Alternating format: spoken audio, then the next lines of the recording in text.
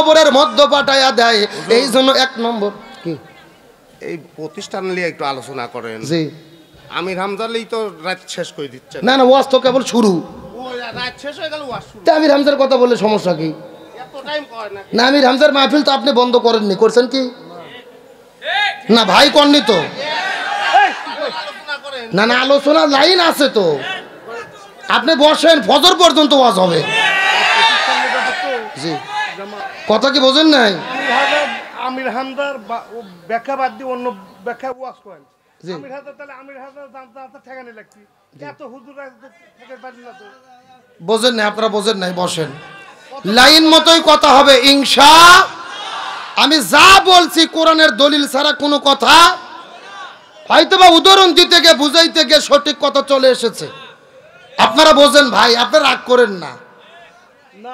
হক কথা বললে গায়ে লাগবে তাদের যারা আবু জেহেল।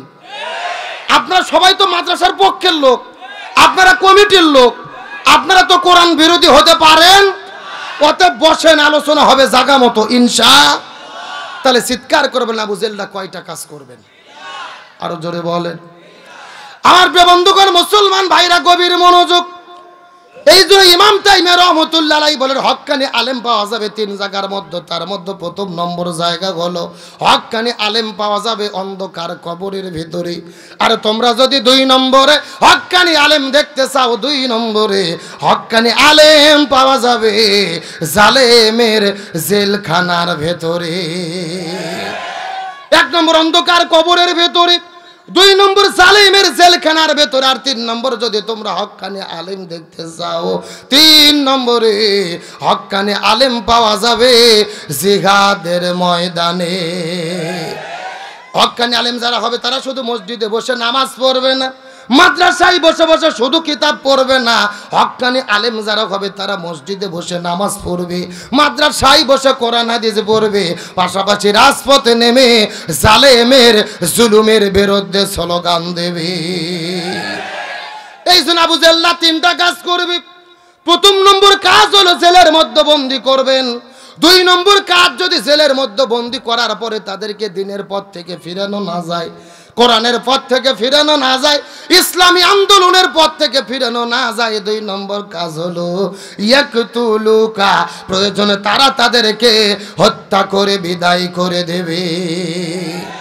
সরাসরি কোরআনের বক্তব্য বলতেছি, বোঝার চেষ্টা করবেন। সূরাটির নাম হলো সূরা আনফাল, আয়াত নম্বর হলো 30, মুখস্থ করার চেষ্টা করেন।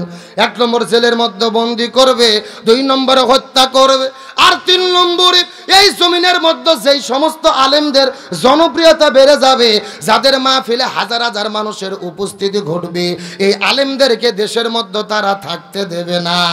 ইখরিজুকা, তাদেরকে তারা দেশ থেকে বের করে দেবে। এই বাংলাদেশে মাত্র 5 বছরের ব্যবধানে কোটি কোটি মানুষের মধ্যে জনপ্রিয়তা অর্জন করেছিল আমার প্রিয় ভাই মিজানুর রহমান আল আজহারি। ওই আজাবের জনপ্রিয়তা অর্জন করার কারণে দেশের মধ্যে থাকার মতো তার জায়গা হলো না, তাকেও বাংলাদেশ থেকে মালয়েশিয়া যাইতে বাধ্য করা হলো। এই জন্য আবু জেহেল তিনটা কাজ করবে। এক নম্বর জেলের মধ্যে বন্দী করবে, দুই নম্বর হত্যা করবে, আর তিন নম্বর দেশ থেকে বের করে দেবে। এই তিনটা কাজ আজকেও যারা করতেছে এরাই হলো আবু জেহেলের যোগ্য উত্তরসূরি। এই যে তিনটা কাজের কথা বললাম, আমি কোরআন ছাড়া বলছি। সূরার নাম সূরা আনফাল, আয়াত নম্বর হলো 30। আগামীকালকে যাওয়ার পরে কোরআন খুলে একটু দেখবেন। আমার কথা কি বোঝেন নাই? তাহলে এখন চিৎকার করে বলেন, কোরআনের মধ্যে যতই ষড়যন্ত্র, কোরআনের বিজয় দেবে কে? হে পাবনার মুসলমান, বর্তমানে পাবনা জেলার যুবকেরা প্রমাণ করেছে তারা আর যাত্রার প্যান্ডেলে যায় না, তারা কোরআনের মাহফিলে ছুটে যায়। তারা আর সিনেমার হলে যায় না, তারা তাফসীর মাহফিলে ছুটে যায়। এখান থেকে প্রমাণ হয়েছে আগামীর বাংলাদেশ হবে মুসলমানদের বাংলাদেশ, আগামীর বাংলাদেশ হবে কোরআনের বাংলাদেশ। ওই দিনের জন্য কারা কারা প্রস্তুত আছেন? দুটি হাত আল্লাহকে তুলে দেখান।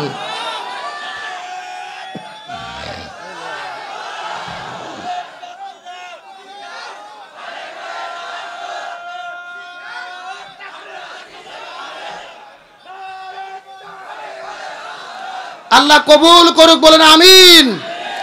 হাত নামান। আপনাদের কি কষ্ট হচ্ছে? মন খারাপ করতেছেন? তাহলে বলেন কোরআনের পক্ষে থাকলে বিপদ আছে না নাই? কিন্তু বাংলাদেশে সবাই কি বিপদে পড়ছে? এই বাংলাদেশে ভণ্ডপীর আছে না নাই? কথা কয় না। আরে ভাই, আমি হক্কানি পীরের বিরুদ্ধে কোনো বক্তব্য দেই না। তার কারণ হক্কানি পীর বাংলাদেশে আছে বিদায় সৌদি আরব থেকে ইসলাম বাংলাদেশে এসেছে। কিন্তু একটা কথা মনে রাখবেন, যেই জিনিস যত খাঁটি তার ভেজাল তত। বর্তমানে বাংলাদেশে 48,000 পীর, জোরে বলেন কয় হাজার? আর 48,000 পীরের ভেতরে অধিকাংশ পীর হলো ভণ্ড পীর। আর যেই রকম পীর ওই রকম জিকির আছে না নাই? আমি কি দু একটা বলবো? আল্লাহর ওলি খাজা বাবা, বিশ্বের ওলি খাজা বাবা, ফরিদপুরের কেবলা জাগান তোমার জন্য কান্দে বাবা, লক্ষ জাকের আউয়ান। এ কথা কোন? দুই কান্তর দুই ফেরেশতা আছে না নাই? দুই ফেরেশতা কলম বার করে শুধু দাঁত দেখে কামড়াচ্ছে। আল্লাহ বলছে, কে ফেরেশতা তোমরা কলম দাঁত দেখে কামড়াও কেন? ফেরেশতারা বলতেছে, আল্লাহ আমরা তো বুঝবার পাননি, লিখবো কি? এ কথা কন না কে রে? কোরআন হাদিসে হো হা কোথাকুতি কোনো জিকির আছে? এইরকম ভণ্ড বাংলাদেশের মধ্যে আছে না নাই? এ পাবনার মুসলমান গভীর মনোযোগ। এই পাবনা জেলার পাশে একটা জেলা আছে, যেই জেলার নাম হলো কুষ্টিয়া জেলা। জোরে বলেন নাম কি? এই কুষ্টিয়া জেলার মধ্যে একটা বাবা আছে, যেই বাবার নাম হলো বাবা লালন শাহ। আমি গত 4 বছর আগে লালন শাহর দরবারে গেছি। ওই জায়গার মধ্যে যাওয়ার পরে লক্ষ্য করে দেখি একটা পাগলের মতো লোক বসে আছে, যার মাথার মধ্যে হলো জট, পরনে পরে আছে চট, আর শরীরে পাঁঠার মতো গন্ধ, কাজতে যাওয়া যায় না। কথা কি বুঝতে পেরেছেন? আমি আস্তে করে বাবার কাছে যাওয়ার পরে লক্ষ্য করে দেখি কিছু মহিলা মানুষেরা যাওয়ার পরে বাবার গাও ধরে টিপাটিপি করতেছে। লক্ষণ ভালো না খারাপ? এখন আমি আপনাদেরকে জিজ্ঞাসা করি, বলেন তো দেখি, মেয়ে মানুষ যদি ছেলে মানুষের গায়ে হাত দেয়, ওই ছেলে মানুষ কি ঠিক থাকতে পারবে? সব জায়গা যদি ঠিকও থাকে, অন্তত একটা জায়গা ঠিক থাকবে না, যদি সে হিজড়ে না হয়। এ যুবকেরা কথা কও। আমি আসলাম, ভালো করে বোঝার চেষ্টা করবেন। এ পাগল মহিলারা, তোমরা কেন বাবার গাও ধরে টিপতেছো? আমাকে ডাক দে বলে, হুজুর আপনি এই লোকটাকে পাগল বলবেন না, এইটা হলো আল্লাহর ওলি। কিসের ওলি? পরীক্ষা করে দেখার দরকার আছে না নাই? আমি কিছুক্ষণ পরে লক্ষ্য করে দেখলাম ওই বাবাটা পেশাব করার জন্য গেল, আমিও তার পেছনে পেছনে গেলাম। যাওয়ার পরে লক্ষ্য করে দেখি বাবা পেশাব করেছে, কিন্তু পেশাব করার পরে পানি ব্যবহার করে। লক্ষণ ভালো না খারাপ? আমি আস্তে করে যাই ডাকতে বললাম, বাবা আপনি পেশাব করলেন কিন্তু পানি কেন ব্যবহার করলেন না? আমাকে ডাকতে বলে, হুজুর আপনি শরীয়তের হুজুর, মারেফত বুঝবেন না। কথা কি বুঝেছেন? মানে আমি বলে শরীয়তের হুজুর, মারেফত বুঝবো না। আমি ডাকতে বললাম, এ কত তো আল্লাহর ওলি, আপনি বুঝে দিলেই তো বুঝতে পারবো, আপনি বুঝে দিলেই তো বুঝতে পারবো। দয়া করে বলেন তো দেখি। আমাকে ডাকতে বলে, হুজুর আপনি কি জানেন এই পানি কোন পানি? আমি বললাম, এই পানি কোন পানি? বলে নবীর নাতি ইমাম হোসাইন ওই কারবালার প্রান্তরে পানি পানি বলে চিৎকার করে শহীদ হয়ে চলে গেছে, অথচ একটা ফোঁটা পানি নবীর নাতিকে দেওয়া হয় নাই। যেই পানি বাগেরে নবীর নাতি ইমাম হোসাইন কারবালার প্রান্তরে পানি পানি বলে চিৎকার করে শহীদ হয়ে চলে গেল, আমি ওই পানি আমার এই জায়গায় ঠেকাবো না। ফতুকে বুঝতে পারছেন? আমি তখন ডাকতে বললাম, হে কথিত আল্লাহর ওলি, নবীর নাতি ইমাম হোসেন কারবালার প্রান্তরে পানি না পাওয়ার কারণে পানি যদি সামনের জায়গায় না ঠেকান, আমার কথা হলো তাহলে আপনি পায়খানা করার পরে পেছনেও পানি ঠেকাবেন না। এ কথা কন না কে? এরা কিন্তু জাতে মাতাল, কিন্তু তালে ঠিক। জাতে মাতাল মানে শীতের দিনে সামনে পানি ঠেকায় না, কিন্তু বলেন তো পায়খানা করার পরে পেছনে পানি ব্যবহার করে কি করে না? করে না। মানে পেছনে পানি ব্যবহার না করলে আমরা হুজুররা তো দূরের কথা, আর বইও ঝাঁটা পিটা করে ল্যাপের মধ্যে থেকে বাইর করে দেবে। যে বলবে তুই বাইরে ঘর দয়া করে ল্যাপ নষ্ট করিস না। এ কথা কর না কা? এইরকম পাগল আমাদের দেশের মধ্যে আছে না নাই? এরা আবার মাঝে মধ্যে গান গায়, কি রহমান কাতিবিন রুজহাসরের দিন মৌলার কাছে যদি করে অভিযোগ, আমি বলবো দুনিয়ায় ছিলাম ন্যাংটা বাবার লোক। কি বাবা, একেবারে বাস্তব বলতেছি, বাস্তব। গত 4 বছর আগে আমি মাহফিলে গেছি চাঁদপুর জেলার মতলব থানা। ওখানে যাওয়ার পরে কিছু লোক আসা বলতেছে, হুজুর আমাদের এখানে ন্যাংটা বাবা আছে, হুজুর দেখতে যাবেন? আমি বললাম দেখা তো যায় না, জোর করে নিয়ে গেছে। যাই দেখি বাবার অবস্থা একেবারে পাও থেকে শুরু করে মাথা পর্যন্ত সফান সফা। কথা কি বোঝা যায়? মানে অফিস আদালত স্টেশন সব বার করা। আমি তখন দেখে বলতেছি নাউজুবিল্লাহ, সাথে সাথে একটা মুরিদ বলতেছে নাউজুবিল্লাহ বলবেন না হুজুর, বাবার ভেতরে মাল আছে হুজুর। কি আছে? আমি বললাম আরে পাগল, ও মাল তো সবার মধ্যেই আছে, নতুন কি মাল আছে ওটা দেখা। কতক্ষণ ঠিক কিনা? এই সমস্ত বাটপারদেরকে জুতো পিটা করে দেচ্ছাড়া করা দরকার। কিন্তু এইবার আসল কথা শোনেন, আসল কথা, এই রকম ভণ্ডামি যারা বাংলাদেশে করতেছে এদের কোনো বিপদ বাংলাদেশে নাই। কিন্তু যারাই কোরআনের হক কথা বলেছে, হক পথে চলেছে, তারাই বিপদে আছে। এ মুসলমান, আলোচনা কি চলবে? কারা কারা চলবে? দুটো হাত আল্লাহকে তুলে রাখান। লিল্লাহে তাকবীর। আজকের মাহফিল চলছে, চলবে। পাবনা জেলার মাহফিল, দ্বীপচরের মাহফিল কতক্ষণ চলবে? সারা রাত। কেন এটা কি হুজুর মারা আওয়াজ নাকি? আমার বেড়া সারা রাত নয়, আলোচনা যেহেতু শুরু করেছি আর মিনিট 30 টাইম কি দেওয়া যাবে? তাহলে চিৎকার করে বলেন আলেমদেরকে সম্মান দান করবেন কে? আরো জোরে বলেন। এ পাবনা মুসলমান, গভীর মনোযোগ দিয়ে কথাটা বোঝার চেষ্টা করবেন। আল্লাহ তাআলা আলেমদেরকে কেমন করে সম্মান দান করে বিষয়টা বুঝে আপনাদের মধ্য থেকে বিদায় নিয়ে চলে যাওয়ার চেষ্টা করব। এই ভারত উপমহাদেশের ভেতরে আল্লাহর একজন জগৎ বিখ্যাত আল্লাহর ওলি ছিলেন আল্লামা খাজা কুতুবউদ্দিন আল বেকাল কাকি রহমতুল্লাহ আলাইহি। গভীর মনোযোগ দিয়ে কথাটা সুন্দর করে বোঝার চেষ্টা করবেন। আল্লামা খাজা কুতুবউদ্দিন আল বেকাল কাকি রহমতুল্লাহ আলাইহি যেদিন পৃথিবী থেকে বিদায় না চলে যাবেন, তার মৃত্যুর পূর্বে সমস্ত ছাত্রদেরকে ডাক দিয়ে বলে, এ ছাত্ররা, আমি পৃথিবীর মধ্য থেকে বিদায় নিয়ে চলে যাব, তবে আমার মৃত্যুর পরে জানাজার নামাজ পড়ার কোনো দরকার নাই। তোমরা বিনা জানাজায় আমার লাশটাকে দাফন করে দিবি। গভীর মনোযোগ দিয়ে কথাগুলো বোঝার চেষ্টা করবেন। সমস্ত ছাত্রগুলো কান্না করতে করতে বলে, হুজুর এটা আপনি কেমন কথা বললেন? আপনি ভারত উপমহাদেশের মধ্যে একজন জগৎ বিখ্যাত আল্লাহর ওলি, অথচ আপনি বিদায় নিয়ে চলে যাবেন, আমরা কেন জানাজার নামাজটা পড়তে পারবো না? এই কথা বলার পরে খাজা ডাক দেয় বলে, আমার মৃত্যুর পরে যেই লোকটা নামাজের মধ্যে ইমামতিত্ব করবেন, এই লোকের মধ্যে কমপক্ষে 4টা গুণ থাকা লাগবে। এই লোকটার মধ্যে কমপক্ষে 4টা শর্ত থাকা লাগবে। এই 4টা শর্তের যদি লোক খুঁজে পাওয়া যায়, এই 4টা গুণের যদি লোক খুঁজে পাওয়া যায়, ওই লোকটার ইমামতিত্বে জানাজার নামাজ আদায় হবে। আর এমন 4টা গুণের লোক যদি না পাওয়া যায়, জানাজা হবে না। বিনা জানাজায় লাশটাকে তোমরা দাফন করে দিবি। চিৎকার করে বলেন তো দেখি কয়টা শর্তের কথা বলেছে? সঙ্গে সঙ্গে সমস্ত ছাত্রগুলো কান্না করতে করতে বলে, হুজুর ভালো আছেন না? এদিকে প্রধান অতিথি নাকি উপজেলার চেয়ারম্যান? লিল্লাহে তাকবীর, লিল্লাহে তাকবীর। উপজেলার চেয়ারম্যান সাহেবের আগমন, পৌরসভার মেয়র, লিল্লাহে তাকবীর। কয়জন মেহমান এসে গেছেন? পৌরসভার মেয়র সব এসেছেন, উপজেলার চেয়ারম্যান এসেছেন। আপনারা খুশি না বেজার? আলোচনা কি চলবে?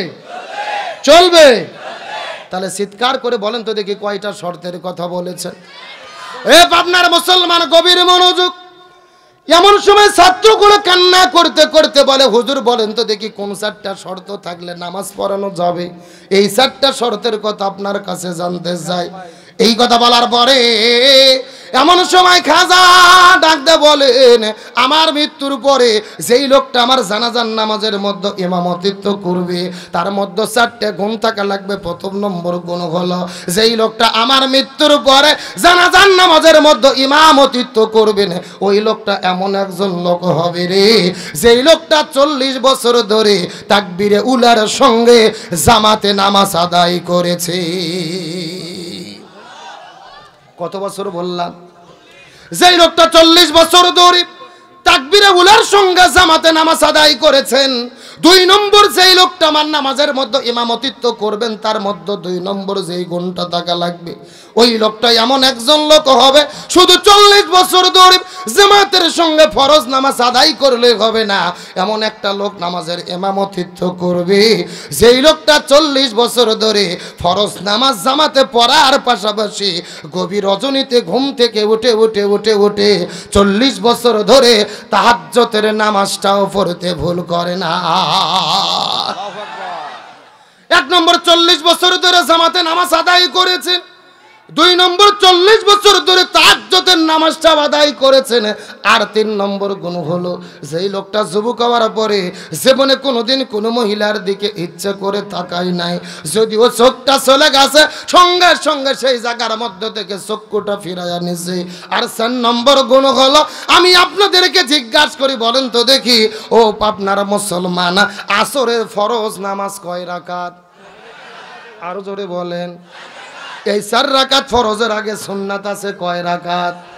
খাজা ডাক দে বলে আমার মৃত্যুর পরে যেই লোকটা নামাজের মধ্যে ইমামতিত্ব করতে যাবে ওই লোকটা এমন একজন লোক হবে যেই লোকটা 40 বছর ধরে আসর নামাজ 4 রাকাত ফরজের আগে 4 রাকাত সুন্নাতটাও পড়তে ভুল করে না। এই 4টে গুণের যদি লোক খুঁজে পাওয়া যায় তাহলে ওই লোকের ইমামতিত্ব আমার জানাজার নামাজ আদায় হবে।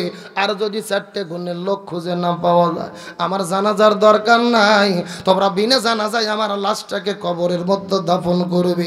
এখন আমি আপনাদেরকে জিজ্ঞাসা করি বলেন তো এ আপনার মুসলমান খাজার মৃত্যুর পরে জানাজার জন্য শর্ত আছে কয়টা? সাউন্ড নাই কে? আপনাদের কি কষ্ট হচ্ছে?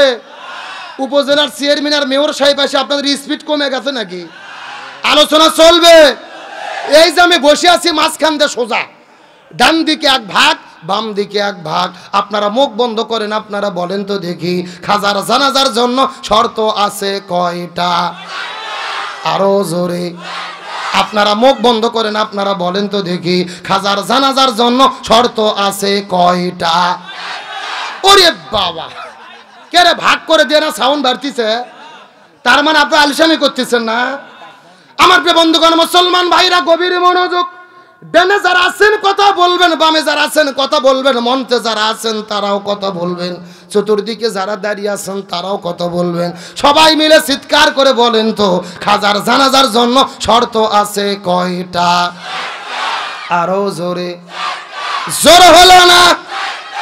খাজার মৃত্যুর পরে এই 4টে শর্তের লোক খুঁজে পাওয়া যায় কিনা, আর শেষ পর্যন্ত জানাজার নামাজ হয় কি না হয়, আলোচনাটা বলতে যদি 30 মিনিট টাইম লাগে আপনারা কে দেবেন? জোরে বলেন দেবেন? একটা লোক ওটাউটি করার কোনো সুযোগ। তবে যেহেতু 2 জন সম্মানিত মেহমান আমাদের মধ্যে এসে গেছেন, একই সঙ্গে এত বড় অতিথি কিন্তু পাওয়া যায় না। কোনো মাহফিলে তো চেয়ারম্যান মানে ইউনিয়নের চেয়ারম্যানকেই পাওয়া যায় না, অথচ আজকে মেয়র সাহেব এসেছেন, উপজেলার চেয়ারম্যান এসেছেন। আপনারা খুশি না বেজার? এখন ওনারা 2 জন যদি 2 মিনিট করে সালাম বিনিময় করে আপনারা কি রাগ করবেন? মন খারাপ করবেন? আমি জানি আপনারা রাগও করবেন না, মনও খারাপও করবেন না, তবে কেউ কেউ উঠে যাওয়ার চান্সে আছেন। খুব সাবধান, একটা লোক উঠতে পারবেন না, যে উঠবে তার ঘাট ধরে বসে দেবেন। রেজে আছেন তো? আরে ভাই ওয়াজে দেখছেন কি, ওয়াজ তো কেবল লাইনও তো উঠলো, প্রয়োজনে ফজর পর্যন্ত হবে। টেনশন আছে? চলছে চলছে। এখন সম্মানিত 2 জন মেহমান সালাম বিনিময় করবেন, এজন্য আমি তাদের আহ্বান করছি। দেন মাইক দেন ওনাদেরকে, না একটু দেন, সালাম বিনিময় করেন 2 জন।